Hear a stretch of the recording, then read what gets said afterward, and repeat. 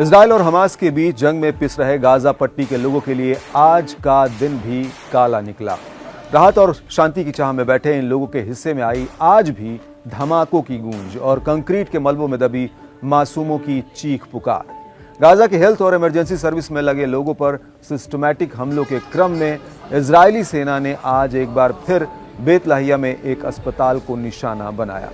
Hello दोस्तों, मैं हूं अरविंद योगराज और आज बात होगी इन हमलों से प्रभावित इलाकों में भयावह होते जा रहे हालात की।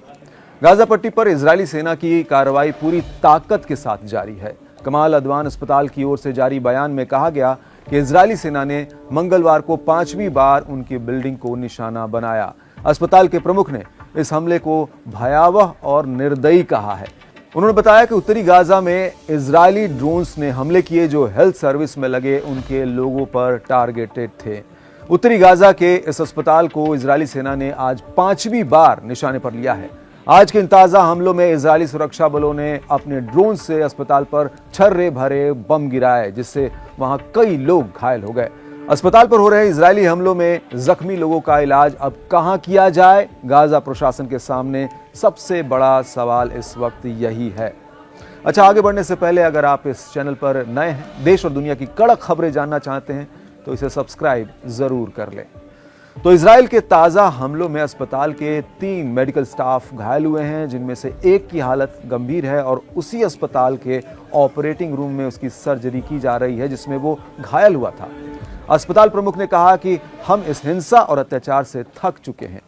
इजरायली शासन सिस्टमैटिक तरीके से अस्पताल को निशाना बना रहा है। इससे हालात बेहद खतरनाक बने हुए हैं। इजरायली सेना के ताजा हमलों को जानकार उत्तरी गाजा का जातीय सफाया बता रहे हैं। गाजा में नागरिक सुरक्षा के प्रवक्ता ने कहा कि इजरायली सेना का अस्पतालों पर बम गिराना बेतलाहिया और दूसरे प्रभावित इलाकों में भयावह होते हालात की ओर इशारा करते हैं।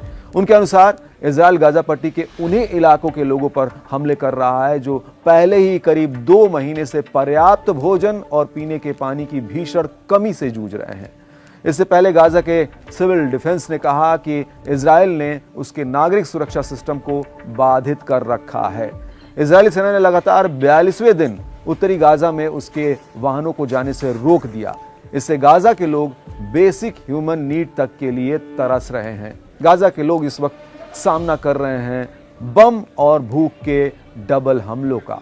गाजा के सिविल डिफेंस ने राहत सहायता में लगी टीमों के खिलाफ इजरायली कार्रवाइयों के आंकड़े जारी किए हैं। इसमें कहा गया है कि युद्ध की शुरुआत के बाद से इजरायली सेना उसके 88 लोगों को मार चुकी है और उसके हमलों में 304 घायल हुए हैं। इसके अलावा उसके 21 कर्मियों को गिरफ्तार भी किया गया है। अच्छा, जानकारी के लिए बता दें कि इजरायली सेना इसी साल अक्टूबर से गाजा के ऐतिहासिक शरणार्थी शिविरों जवालिया, बेतलाहिया और बेत हनून में अभियान चला रही है। इजरायली सेना ने इस छोटे से इलाके के दक्षिणी हिस्से में नए एग्जिट ऑर्डर यानी निकासी आदेश जारी किए हैं।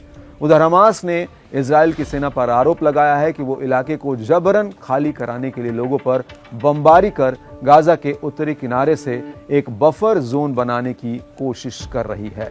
हालांकि इजरायली सेना ने इससे इनकार किया है। उसका कहना है कि वो हमास के लड़ाकों को उस इलाके में फिर से इकट्ठा होने से रोकने के लिए वहां लौटी है जहां से उसने पहले ही उन्हें हटा दिया था।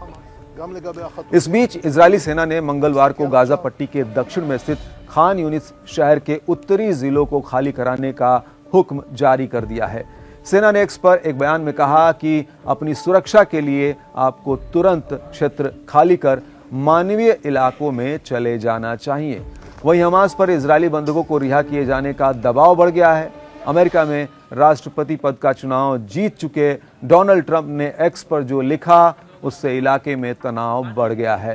ट्रंप ने लिखा कि अगर बंधकों को 20 जनवरी 2025 से पहले छोड़ा नहीं गया तो मेरे शपथ ग्रहण के बाद मध्य पूर्व को बड़ी कीमत चुकानी पड़ सकती है।